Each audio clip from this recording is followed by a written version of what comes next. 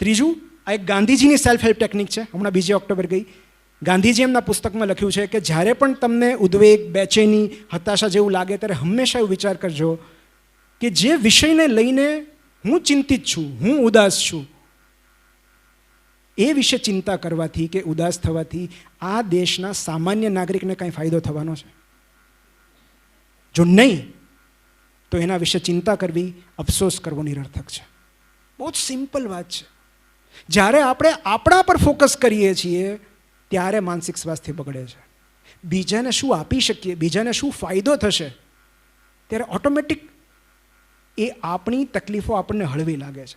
4, આ વાત હાર્દિક પંડ્યાએ કહી હતી કે જ્યારે Hardik Pandya initially first second મેચમાં જ્યારે એને બહુ નર્વસનેસ લાગતી હતી ત્યારે એને ધોનીને કહ્યું હતું કે આઈ એમ ફિલિંગ નર્વસ.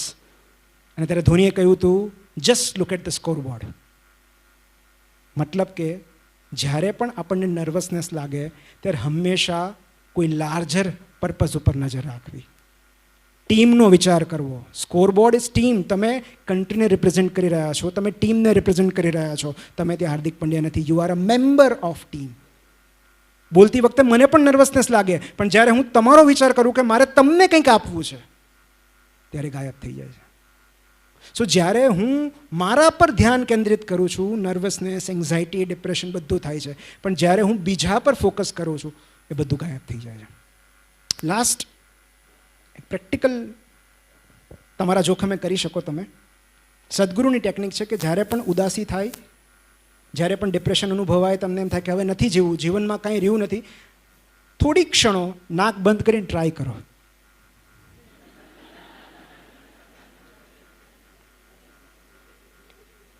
ઉપરથી તમે 10મા માળેથી જમ્પ કરો ને ત્યારે નીચે પડતી વખતે એને એમ થતું હશે કે યાર એક બીજો ચાન્સ મળે તો. પેટ્રોલ છાંટી લીધા પછી, દિવાસળી ચાંપ્યા પછી લોકોને એમ થાય છે કે યાર થોડી ક્ષણો રાહ જોયો હતો, એ સમય પસાર થઈ જવા દીધો હતો. એક લેખકે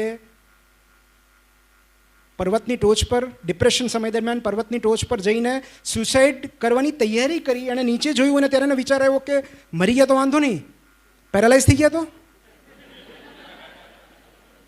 એ વિચારી પાછો આવ્યો, ડિપ્રેશનનો સામનો કર્યો અને એણે પુસ્તક લખ્યું છે, બેસ્ટ સેલર છે, રીઝન્સ ટુ સ્ટે અલાઇવ.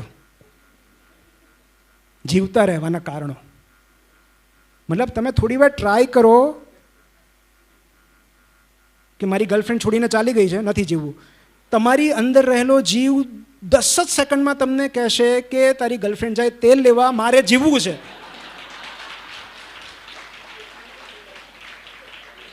તમારી બધી તકલીફો જાય તેલ લેવા, મારે જીવવું છે. તો એ આપણી અંદર એક એવી ઉર્જા રહેલી હોય છે જે સતત જીવવા માગે છે. કારણ કે નેચરલ ફોર્સ જ આપણને જીવાડે છે, સિવાય કે આપણે કંઈક અખતરા કરીએ. તો દરેક કહેવાય ને, દરેક મનુષ્ય પર 2 બળ લાગતા હોય છે, એક જીવનનું બળ અને એક મૃત્યુનું બળ. તો એ ટ્રાય તો કરો. તમારી અંદર રહેલો અવાજ એમ કહેશે કે જસ્ટ બ્રીધ, બીજું કાંઈ જ ન કર, કાંઈ નહીં, ખાલી શ્વાસ લેવાનું ચાલુ રાખો. That's it. કારણ કે શ્વાસ લેતા રહેવા માટે કોઈ મોટિવેશનલ સ્પીકરની જરૂર નથી પડતી, કોઈ સાયકિટ્રિસ્ટની જરૂર નથી પડતી, કોઈ એન્ટીડિપ્રેસન્ટ્સની જરૂર નથી પડતી. Just survive, keep breathing. કારણ કે 1 મહિનો રહી, 2 મહિના, વરસ, 2 વર્ષ પછી એ જે સમસ્યા છે એ ચાલી જશે. શ્વાસ છેક સુધી રહેશે, શરીર છેક સુધી રહેશે, એ કાયમ નહીં રહે, પણ ચેતના તો કાયમ રહેશે, કોન્શિયસનેસ કાયમ રહેશે. અને માટે જે કંઈ પ્રોબ્લેમ હોય, તમારા મને નથી ખબર અત્યારે શું છે, પણ હું એટલું જ કહીશ કે બીજું કાંઈ કામ ન આવે તો just breathe, just keep breathing, just survive. કારણ કે ક્યારેક અમુક સંજોગોમાં માત્ર ટકી રહેવું એ જ સૌથી મોટી ઉપલબ્ધિ અને સફળતા હોય છે. Thank you so much.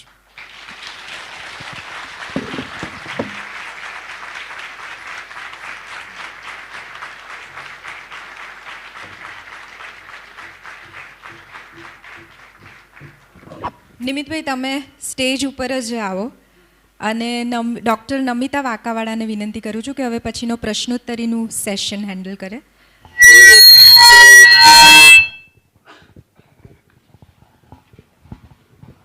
ઓડિયન્સમાં pad અને પેન આપેલા છે ઓલરેડી.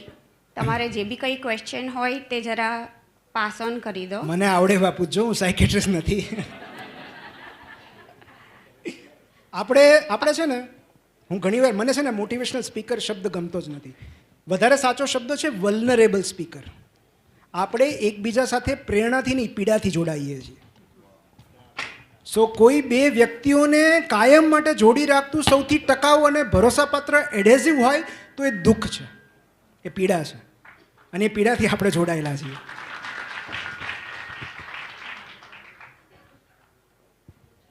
એનીવન બોલીને શોર્ટમાં પ્લીઝ. મારા માટે ખરેખર બહુ ગર્વની વાત છે કે સાયરામભાઈ બેઠા છે. મતલબ thank you so much sir for. Sir, જે તમે બોયલામાં બધા પ્રોબ્લેમનું સોલ્યુશન તો આવી ગયું હતું, પણ ખાલી એક સિમ્પલ ક્વેશ્ચન છે. અમુક ઉંમર પછી, હું તો 16 વર્ષની છું, પણ 45 પછી બધી મહિલાઓને મોટાભાગે અર્જુન જેવી સ્થિતિ હોય છે. મતલબ એ જાણતી બધું હોય છે, પણ લડવાનું પોતાના સ્વજનો સાથે હોય છે, અને એની શરીરમાં એ અનબેલેન્સ હોય છે. એટલે લડવાનું આ બધા તમે જે આપ્યું એ તો અમને બળ પૂરું પાડે છે, પણ છતાં જ પણ આપણે બધું ગુમાવીને બેઠા હોઈએ છીએ. મતલબ કે છોકરાઓ માટે, પરિવાર માટે, ઘર બહાર એવું સમજીને કે નોકરી આ તે બધું મૂકી દીધું હોય. સોશિયલ મીડિયા એમ કહેતું હોય કે ના, સ્ત્રીઓને નોકરી કરવી જોઈએ, આમ કરવી જોઈએ, તો આપણને બધું વ્યર્થ લાગવા માંડે છે. આપણે બધું અમથું છોડ્યું એમ થાય. બાળકો એમ કહેતા હોય છે કે શું કામ છોડી દીધું, જ્યારે છોડ્યું હોય છે એના માટે બધું. એટલે મતલબ સ્વજનો સાથે લડવાનું હોય છે, કંઈ બોલવાનું નથી હોતું. ત્યારે આ બધું તમે કીધું તો કામ લાગે છે, પણ જરાક થોડુંક વધારે છે હોય છે અર્જુન જેવી સ્થિતિ. મતલબ ખબર હોય બધી, પણ કંઈ કરી નથી શકતા. પણ એટલે આ તમે જે કહો છો એ પ્રશ્ન નથી, આ લાચારી છે.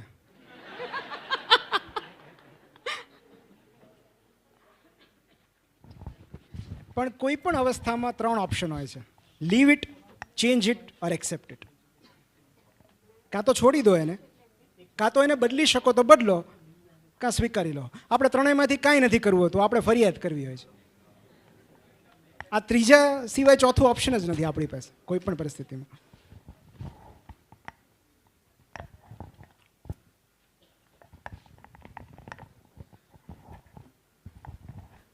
Thank you. પહેલાં તો હું તમને ફોલો કરું છું, અને તમારા ઘણી બધી રીલ્સો જે છે અમને બહુ બધું મોટિવેશન આપે છે. હું ચાઇલ્ડ એજ્યુકેશન ઉપર કામ કરું છું, અને રેપવાળી જે દીકરીઓ હોય છે એનું કાઉન્સલિંગ મારા ભાગમાં આવે છે. તો જે તમારા શબ્દો જે છે એ અમારા માટે ખૂબ યોગ્ય છે. ઘણી વખત સાયકોલોજી ડૉક્ટર્સ એ લોકોની સાથે લઈ જાય ને તો બાળક ડરની અનુભૂતિ કરતું હોય, અને એ ફ્રીડમ નથી મળતી એમને. તો એવું અમે કયા સેશન્સ એમને હેલ્પફુલ થઈ શકે કે જે એ દીકરીઓને એમાંથી બહાર કાઢવામાં મદદ કરે? કારણ કે એના ડરથી ભણવા પણ નથી જતી.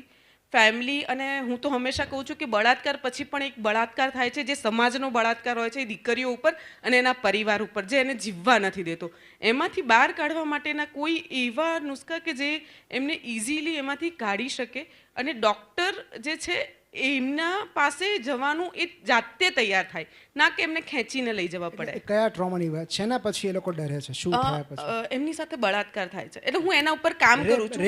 રેપ વાળી જે દીકરીઓ છે, અને જે હોય છે 16 વર્ષથી નીચેની, અને જેની પરિસ્થિતિ હોય છે કે અમે એમના નામ પર જાહેર નથી કરી શકતા, બધાની સાથે કોન્ટેક્ટ નથી કરી શકતા, એવી પરિસ્થિતિઓ હોય છે. ગરીબ ઘરમાંથી આવે છે, ઘણી વખત લેંગ્વેજ ઇશ્યુઝ આવે છે. પણ તમે કીધું જેમ હૂંફ અને લાગણી જે છે એનાથી લોકો સમજે છે.